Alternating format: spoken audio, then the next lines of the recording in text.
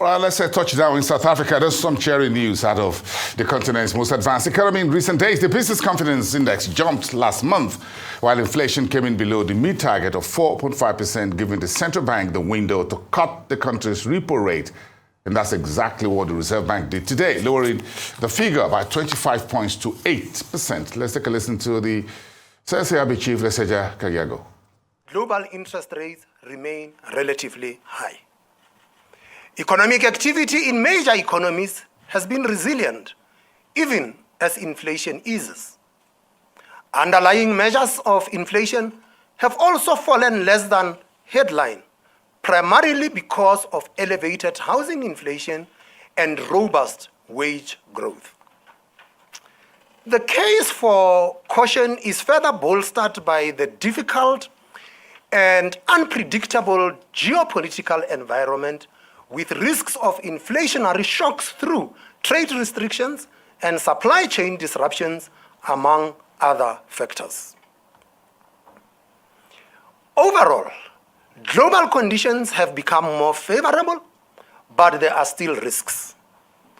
A soft landing is looking more likely after the worst inflation surge in a generation, but it is not inevitable. The financial market volatility of early August was a reminder of the fragilities and uncertainties in the system. For these reasons, central banks are approaching the end game with caution. Turning to South Africa, output was marginally below our expectations for the first half of the year. We expect improvements in the second half, with growth of 0.6% in both quarters. This reflects rising confidence, in part due to a stable electricity supply. We expect extra spending given withdrawals from the new two-pot retirement system, although some of these funds will be absorbed by debt repayment and tax. For the medium term, our growth projections have once again edged higher.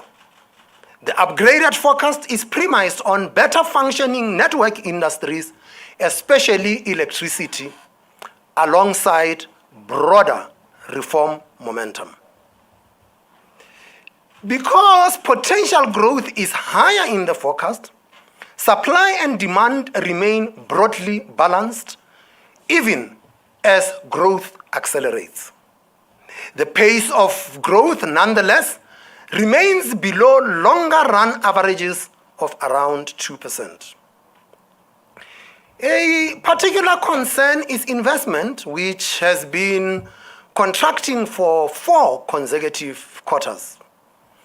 A stronger investment performance is a prerequisite for sustained higher growth, and although we continue to expect an investment recovery, its scale and speed will be a key indicator of South Africa's longer-run economic prospects. The risks to the growth outlook are assessed as balanced. Moving to inflation, headline eased to 4.4% in August, a 3-year low and close to the middle of our target range. Our forecast suggests this progress will be sustained, with inflation contained below the 4.5% midpoint of our range through to the end of the forecast horizon in 2026.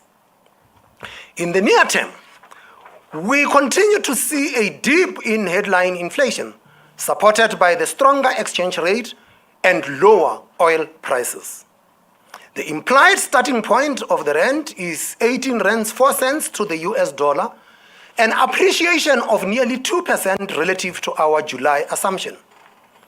This contributes to fuel price inflation, which helps keep headline inflation below 4% through the first half of next year. As usual, we will look through this near-term supply shock, focusing on the medium-term outlook. Lower headline inflation also reflects a better food price outlook, with inflation for this category below the midpoint through 2025 and 2026. However, these benefits are partly offset by higher electricity prices, with an expected inflation rate more than double that of headline. For core inflation, we expect the trajectory to be slightly below 4.5% over the medium term.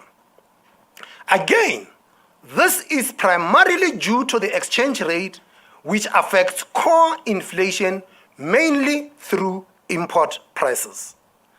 Services inflation, meanwhile, is expected to stabilize near the midpoint early next year after a stretch of prints above 4.5%.